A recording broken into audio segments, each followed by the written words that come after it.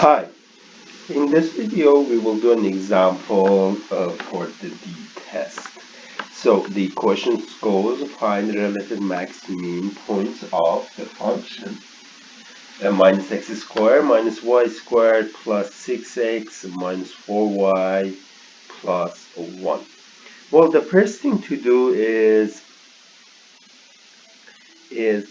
find critical points.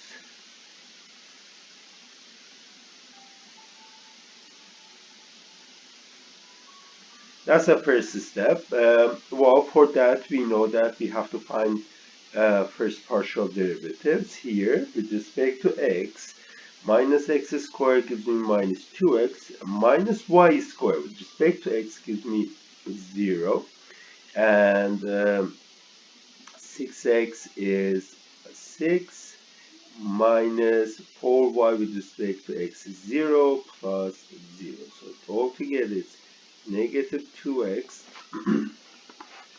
negative 2x plus 6. How about fy?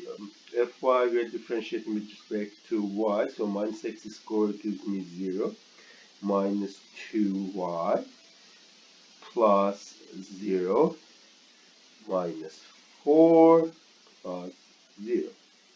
Altogether, this is negative 2y minus 4. Well, to find critical points, we know that we have to set this fx, fy equal to 0, so it means that minus 2x plus 6 needs to be equal to 0, minus 2y minus 4 is going to be equal to 0. Well, these are easy equations. Each one is a linear equation. You solve it. The first one, for example, gives us a minus 6 over negative 2, which is just 3. And the second one gives us plus 4 over negative 2, which is negative. So this tells me that there is only one critical point, which is x is 3, y is negative. So that was the first step. The second step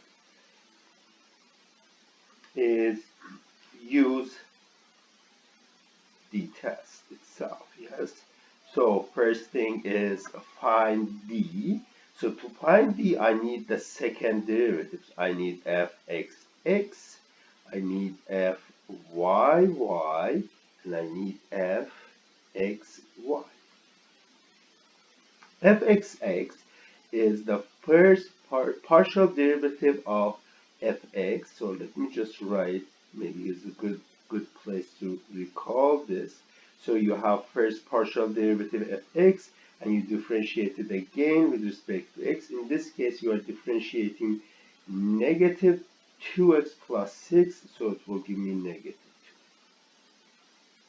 How about fy? So this is the dy of fy, which is negative 2y minus 4, and that gives me just negative 2. How about fxy? This is partial derivative with respect to y of fx. Well, we know that fx is just negative 2x plus 6, and we are differentiating with respect to y. There is no y in that expression, so the derivative would be 0. Well, why do we do this? Because we know that d at any point, any critical point, is equal to fxx at that point. Let me specifically write it like this, times fyy at that point, minus fxy at that point, but square this last piece. So neg minus of square of fxy. So in this case, well, you see that fxx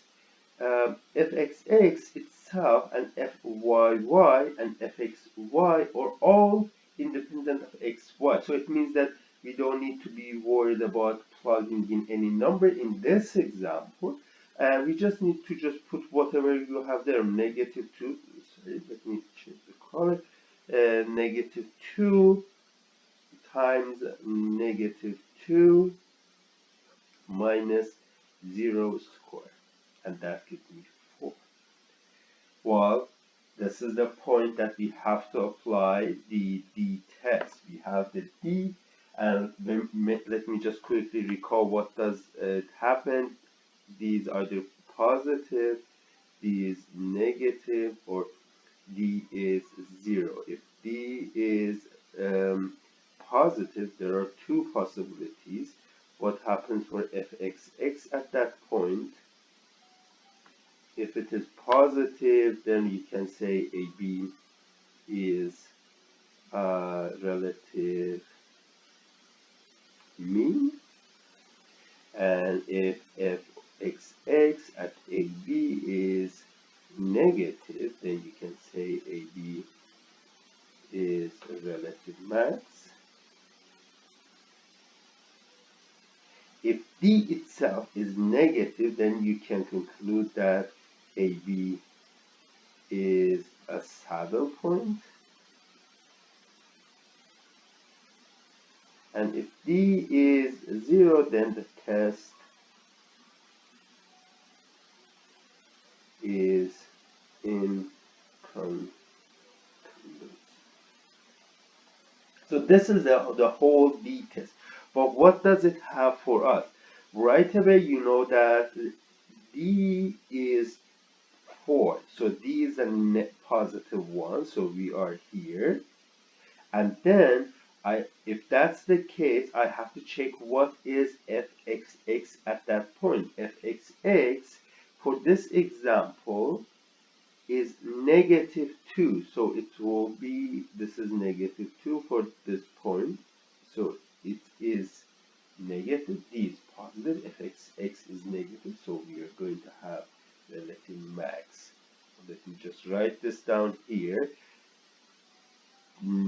The point is 3, negative 2 is the relative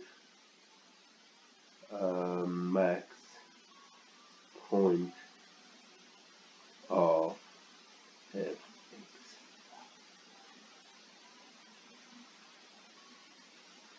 And that is what we needed to do for this example. So very quick review. We have to first find the critical points.